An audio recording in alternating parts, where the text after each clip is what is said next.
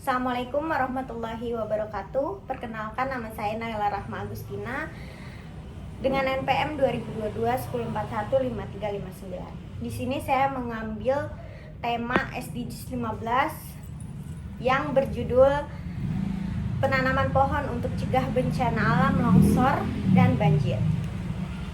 Mengapa sih harus ada penanaman pohon? Kegiatan penanaman pohon adalah cara untuk membuat daerah terbuka hijau, lebih hijau dan juga memberikan manfaat bagi masyarakat. Pohon adalah makhluk hidup yang dapat membantu mencegah bencana alam seperti banjir dan longsor.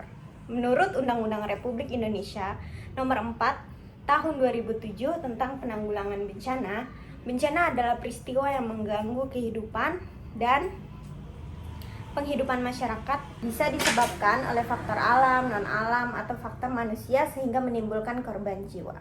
Program penghijauan atau reboisasi adalah salah satu cara untuk mengatasi masalah banjir, menjaga lingkungan, dan mengurangi dampak bencana banjir, kerusakan lingkungan, kerugian harta benda, serta dampak psikologis.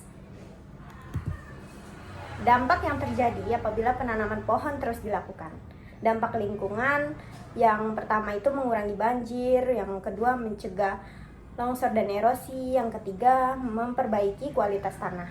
Adapun dampak sosialnya, yang pertama meningkatkan kesadaran lingkungan masyarakat, memperkuat gotong royong dan kebersamaan masyarakat, meningkatkan kenyamanan hidup. Adapun dampak ekonominya, yang pertama itu mengurangi kerugian akibat bencana.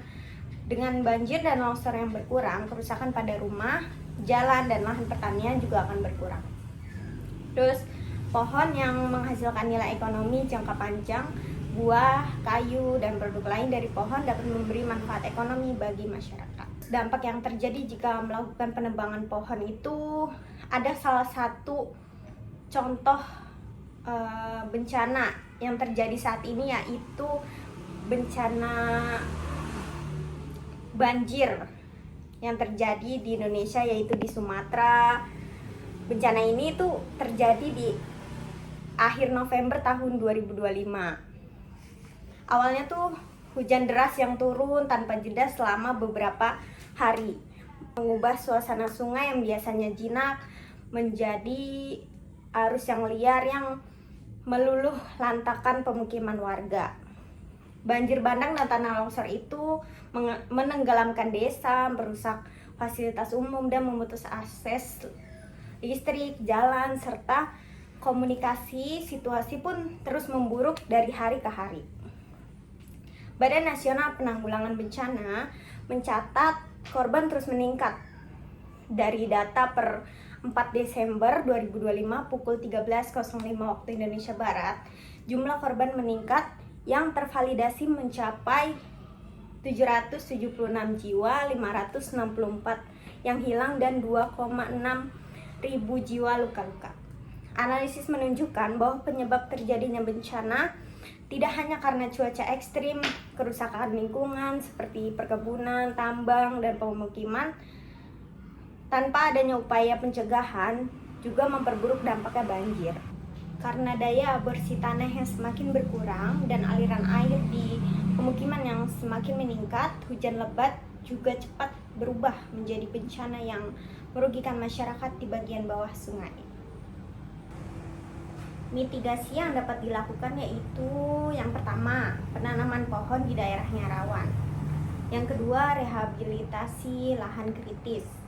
Misalnya reboisasi di daerah yang sudah gundul dan tempat lahan hutan yang berubah fungsi, terus mengembalikan peran alam lahan sebagai daerah penangkap air. Yang ketiga itu penataan daerah aliran sungai atau DAS, menanam tanaman di sepanjang sungai untuk mencegah longsor di tepi sungai, untuk mengurangi pengendapan di dan aliran air yang berlebihan.